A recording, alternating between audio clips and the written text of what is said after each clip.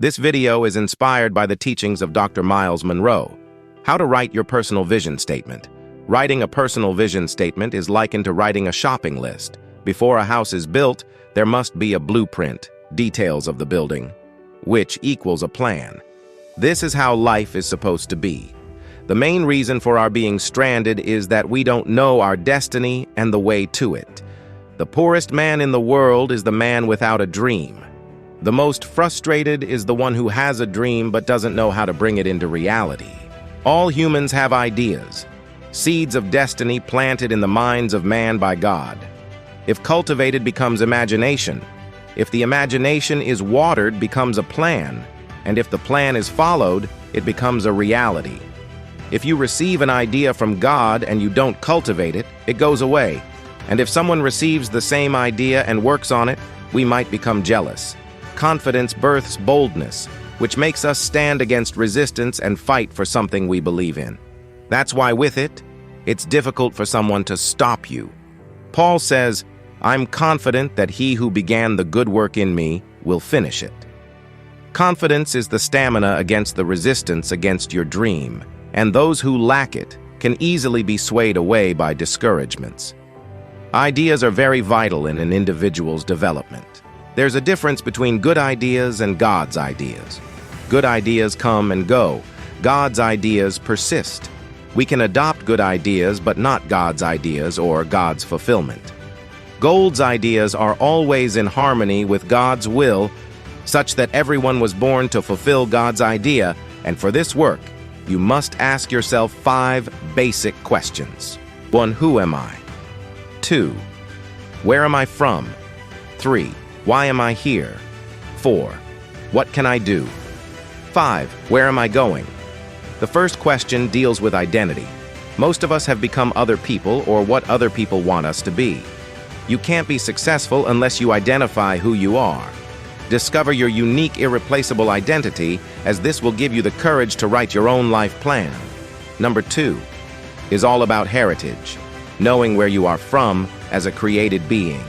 Avoid answering this question using your ethical background. We came out of God, and so can't depend on our bodies to determine our value since they came from dirt. The third question deals with purpose, reason why you're born. You're born to do something because of your ability from God. With God, nothing is impossible, declares the Bible. Number 4, what can I do? Is the potential in you, the hidden strength you have. God has created you to do something wonderful and gave you the ability to do it. Number 5 deals with destiny. The 2 destinies are earth and after death. Know where you're going. Otherwise, every road will take you there. If you don't know where to finish, the start makes no sense. Until all these questions are answered, life is simply a confusing experiment. If you can answer all these questions correctly, people may confuse your confidence to arrogance. Not everything that's good is right for you. Even good things can be detrimental if you don't know the right thing. Dr. Munroe uses the analogy of the eagle as a perfect example of how to capture a plan and not get lost. The eagle builds the nest on the cliff. Her young ones never really realize that they're eagles until the mother shows them so. She puts thorns under the cotton when making a nest. When she thinks it's time for the young ones to be independent, she takes the cotton off the nest, so only the thorns remain to pierce the young ones. So they'll be forced out because of pressure. Sometimes pressure is good. It does not always come from the devil. God sometimes uses pressure to get you moving. People who fear failure will never really succeed. When you write your plan, there will be failures during the execution phase of the plan. That's why you must include failures in your plan. Sow it as part of the process of success. People allow past failures to prevent future success. The greatest act of love of the eagle is the act of pushing.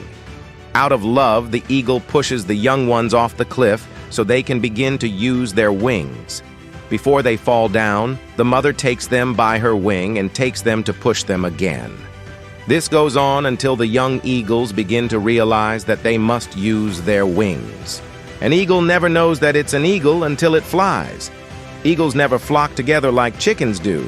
They fly and detach from the flock. Even though we need other people, God does not want us to become other people.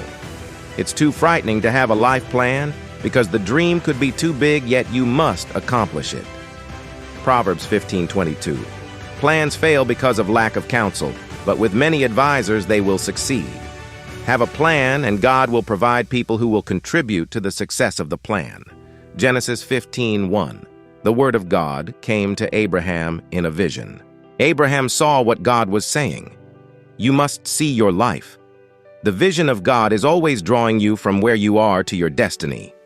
The visions of God are always real. They've already happened. It's only you to be led to them.